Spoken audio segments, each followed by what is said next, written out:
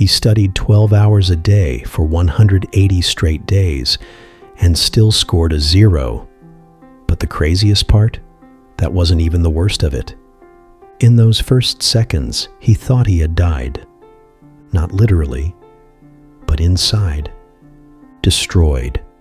Humiliated. He did everything by the book. Skipped parties. Fell asleep with the textbook on his chest. Traded his teenage years for the promise of a bright future. But when the test began, his mind went blank. Everything vanished, as if he had never studied a single page. And that's where this video begins. Because what he did after that, no prep course teaches you. Not even YouTube. In the next few minutes, you'll see the exact moment he decided to break all the rules. The unlikely plan that flipped the game. And the one lesson that separates the ones who make it from the ones who almost do. But before we go on, drop a quick comment. Do you believe more in talent or discipline? Michael wanted to be a doctor since he was 7, while his classmates dreamed of being NFL players or YouTubers. He was sketching human hearts in the margins of his math notebooks. But there was one problem. His mind wouldn't sit still. Every time he opened a book, the phone lit up. A notification. A video. A quick 5 minutes on TikTok that turned into 2 hours. The pages became noise. Focus slipped away like sand through his fingers. And the worst part? He knew it, but couldn't stop. Despite his huge dream, Michael was sabotaging himself. And the more time passed, the heavier the guilt pressed down on his chest. But deep inside, something whispered, "You were born for this. You just haven't figured out how yet." If you've ever been there, hit that like button. Because this story might just change how you see your own mind. Test day hit like a punch to the gut. Michael woke up before his alarm, put on his lucky hoodie, and repeated to the mirror, "You got this. You were born for this." He walked into the classroom with his eyes locked on the future. He pictured his name at the top of the acceptance list. The white coat. His family crying tears of joy. Everything felt possible until the first question appeared. Silence. Sweaty palms. Heart racing. And then, total blackout. Words scrambled. Formulas slipped away. Logic dissolved. It was like his brain had yanked the emergency brake, and nothing, absolutely nothing, made sense.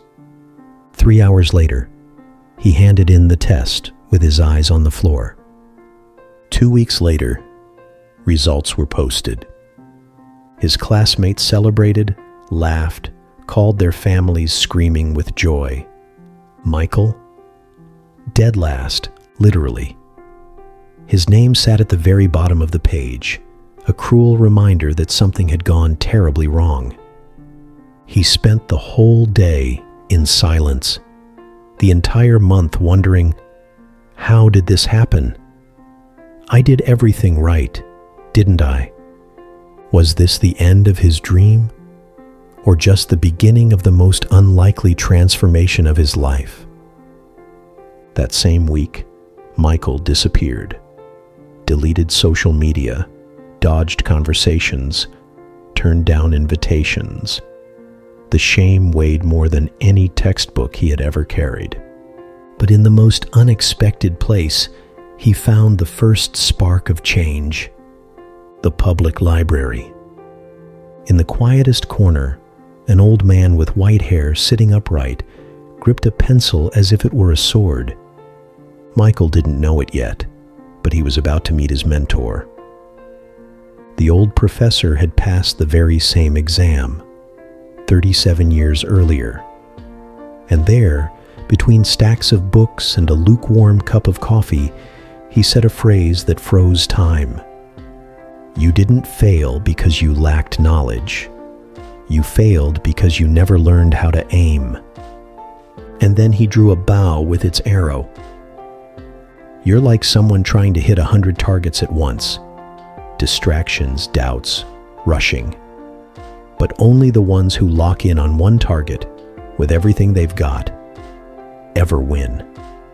Michael listened, but he had no idea what was coming next, because that old professor carried something hidden. 4 secrets. 4 rules that, if truly applied, would change absolutely everything. But he would only reveal them if Michael was really ready. Michael came back the next day, and the next, and the next. For an entire week, he showed up at the exact same time, silent, focused, ready. That's when the old professor opened his battered notebook and revealed the 4 rules. Simple rules, but brutal ones. They weren't just study hacks. They were inner shifts, like flipping a switch from the inside out. Rule number 1, master your mind.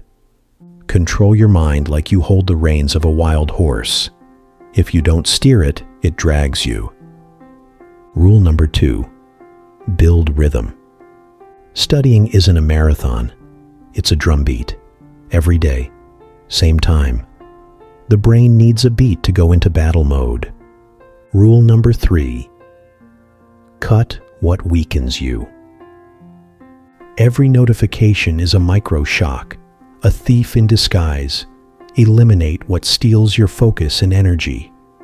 Rule number 4, repeat until it hurts. It's not about studying when you feel like it. It's about studying even when you can't stand it anymore. Because the muscle of discipline grows in exhaustion. Michael wrote it all down, word for word. But one question lingered. Could he actually stick with it long enough? Or would he quit before the transformation came? In the first week, Michael almost gave up. Waking up at 5 a.m., turning his phone completely off, studying in 50-minute blocks with 10-minute full breaks. Sounded easy on paper, but in practice, it was war. He printed schedules and taped them to the wall, wrote focus quotes in red Sharpie. He built a mental altar, a chair, a water bottle, a digital timer, and one clear goal per day. 0 distractions, 0 exceptions. His phone, locked in a box with a padlock, handed over to his mom. There were days of doubt, of anger, of tears no one saw.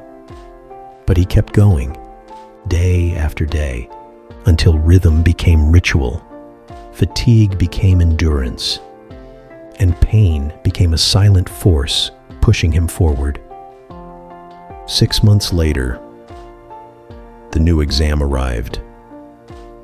This time, Michael sat down with a calm he had never known. It wasn't confidence. It was conviction.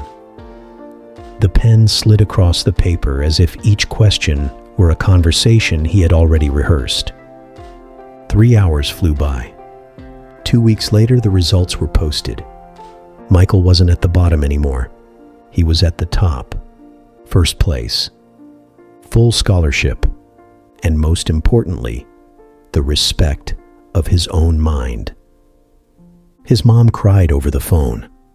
The old professor just smiled and said, "Now you know. Talent opens the door, but only discipline keeps you inside." If this story made you think of someone stuck in procrastination, share it now. Because sometimes all a person needs is proof that it's possible. Michael's mind was still wild, but now he was the rider. Every day he kept riding that wild, stubborn horse. And every day he went a little further, because he finally understood It's not about talent, not even about motivation. It's about training the mind, controlling the impulse, sitting back down, even when every part of you wants to run away. The mind is a wild horse. Train it, and it'll carry you to the destination of your dreams. And if this story inspired you, in the next one, you'll discover the power of a single phrase. Yes, just one sentence that flipped the switch in the life of someone who was ready to quit, and who today is a world-class leader in what they do. Like equals activate discipline. Comment equals lock in the lesson. Subscribe equals unlock the next transformation.